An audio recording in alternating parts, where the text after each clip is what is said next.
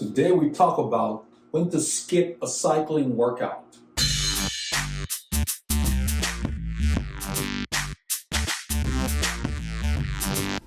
Hello legends and super legends, welcome to Veloharmony. In today's video we discuss when you should skip a cycling workout, whether it's a group workout or solo.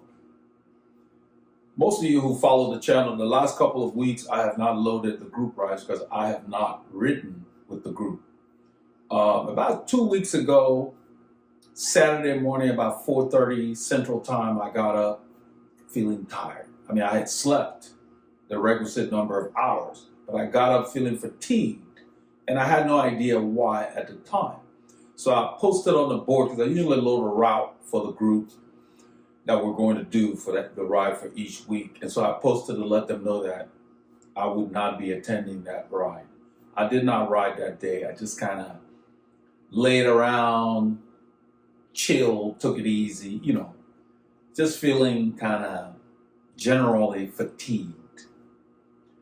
And then on Sunday, the day after, I felt great. So I went for a solo ride by myself, 2 or 3 hours, just not really training, just kind of being outside.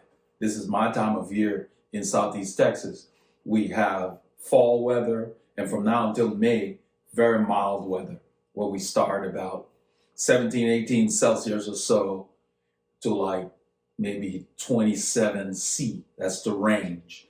And sometimes it's colder, sometimes 7 C, but still it warms up. So it's the best time for riding. This is when we do our heavy distances. So, it's my time of the year. I really didn't want to not ride, but it was the best decision because Monday after my Sunday ride, I just started feeling not feverish, but just tired again. It turns out that for 2 days, that Monday and Tuesday after my Sunday solo ride, I was kind of under the weather. I had an intestinal bug, couldn't keep anything down, very dehydrated and so forth.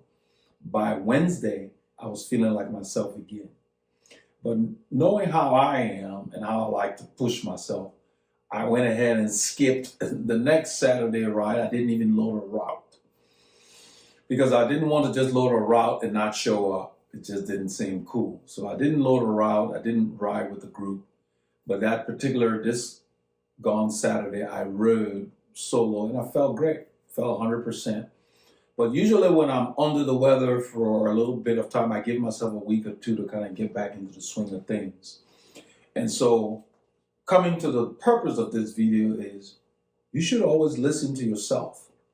Now, there are times when you lack motivation and then you go out on a ride and wow, you had a great ride. Even the best in the world, even Greg LeMond, one of my heroes, his 1989 World Championship, he said many times he almost quit the race, but he hung in. He said, one more lap. He ended up winning the World Championship that year. But what I'm talking about is when you're out the door, meaning I'm excited, I love cycling, it's a part of me, it's a part of my life. It's not the only thing I do, but it's something I look forward to doing. So when my out the door is not there, I kind of question, why don't I want to ride today and whatever. So it had reached the point where I did not want to have a setback after being ill Monday and Tuesday. So even though I had recovered, I didn't want to go on Saturday and do too much. I don't like to go to the ride to tell everybody, I'm sick, and I don't like to make announcements. When I show up for the ride, I want to ride. That's it. So if I'm not going to be able to do what I usually do, either I will turn early on the ride or just not show up for the ride, just do something different or whatever. But you want to focus more on how you feel by listening to yourself. If you get up to go do a ride or to do a workout and you feel less than 100%, you're not going to do yourself a benefit by going to pound or do a very hard ride. You can still ride, but take it easy.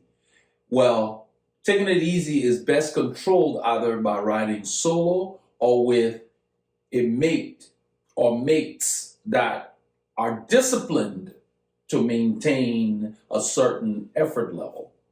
So a lot of times it's probably best to just ride alone. That's when you should really forego the group ride.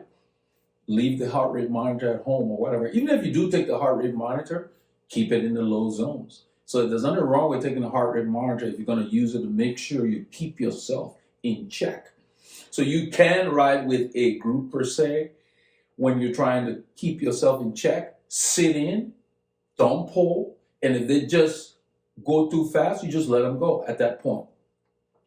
So I've had a lot of little niggling injuries. You see the band, I've got a little support on my wrist here.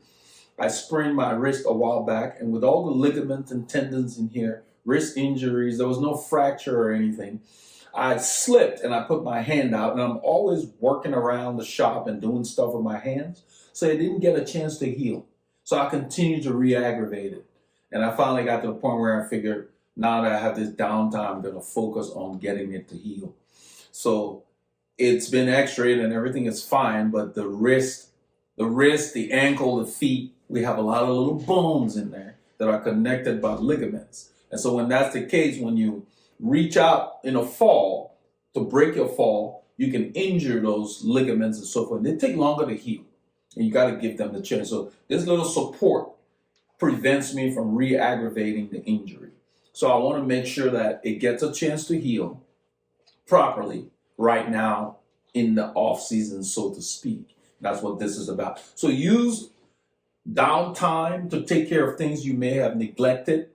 If you're feeling up to it, do those chores, get them out of the way. So when you're back to 100%, you can invest the time on a longer ride or whatever. But don't feel like you always have to flog yourself on every ride. If you, as somebody, the professionals don't get that opportunity.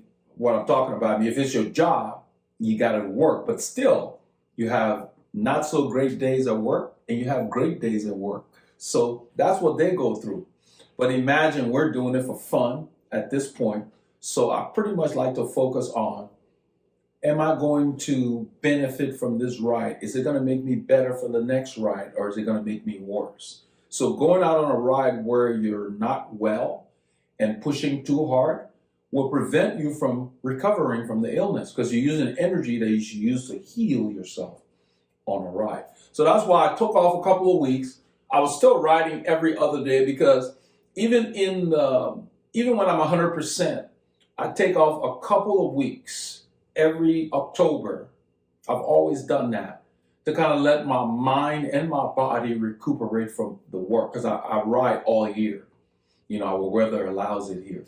So it was a perfect situation to where, okay, I'm not feeling so great. It's October. Let me combine this and make this my rest period. So now I'm more motivated. I've been riding. And so this weekend coming up, I will get with the group. I'll put a ride out there, see who shows up, and I'll be ready to get back into the swing of things. But don't worry about losing fitness, because fitness is achieved over time.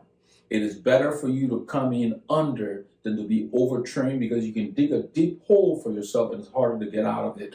If you keep training and you're not well, you can have a major setback. So do not do that. So always listen to your body, number one. Focus on the purpose of the ride. If you're not 100%, I'm not saying don't ride your bike, but don't go beat yourself into the ground. Don't do your hardest workouts. Just go for a spin. Go outside if you want to be on the bike and go spin. Sometimes it's nice to just get out on the bike and forget about training. Take that new pair of shoes that you got, or some other shoes that you hadn't set up. Use that ride to set it up. Or take the other bike that doesn't feel quite right and go fiddle with the saddle or whatever. You know what I'm talking about. So that's what I wanted to talk about today. You need to not feel obligated to always flog yourself. I don't do too many hard rides in the week. And hard ride doesn't mean that every group ride is hard. You can ride with a group and not really do a good workout. So a lot of times I avoid the group, because sitting in a group can be very easy.